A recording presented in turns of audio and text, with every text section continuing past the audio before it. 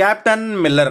అరుణ్ మాదేశ్వరన్ చిన్ని Rocky movies చూసి వేరే లెవెల్ ఎక్స్పెక్టేషన్ పెట్టుకున్నా, అందులో ధనుష్ కూడా అని. కానీ captain Miller story screen pay పరంగా బిస్కెట్ చేశాడు బాబాయ్. ఈ స్టోరీ 6 చాప్టర్ గా చూపిస్తారు, అదే వెబ్ సిరీస్ టైప్.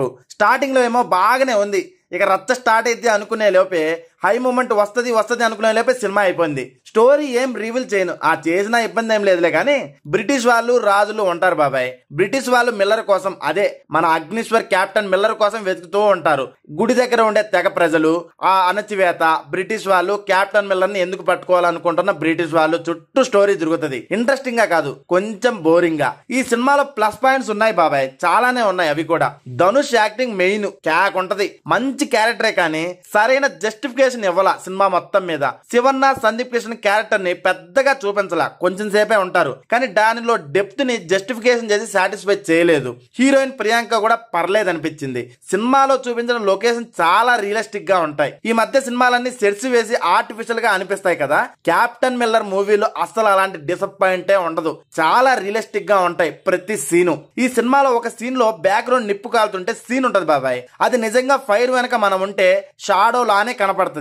అది చాలా బాగా చూపించారు, నాకైతే భలే నచ్చింది ఆ సీన్. ఎమోషన్ పరంగా కూడా ఎక్సలెంట్ ఉంది. ఇంటర్వెల్ ముందు బైక్ చేజింగ్ సీన్ అరాచకం అంతే. ఆ కెమెరా షాట్స్, ఆ యాక్షన్ సీన్స్ కి అయితే కొద్దిసేపు కన్ను ఆర్పం. Climax action scenes, gun shots, fights అయితే వేరే లెవెల్ అనిపిస్తుంది.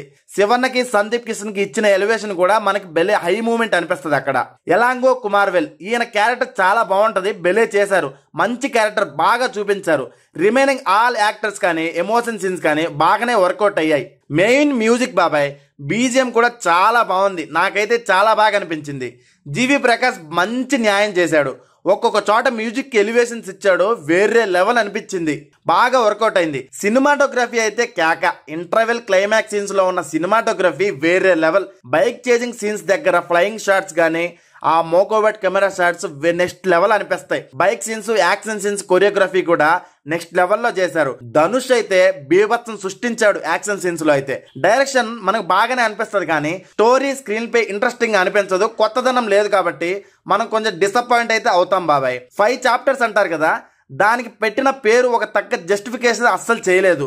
అసలు ఎందుకు చనిపోలేదు, ఎలా బ్రతికాడు, ఇంకో క్యారెక్టర్ ఎక్కడ ఉంది, ఇన్ని రోజులు ఎక్కడ ఉన్నారా బాబు అని మనకు కన్ఫ్యూజన్ చేస్తూనే ఉంటాడు.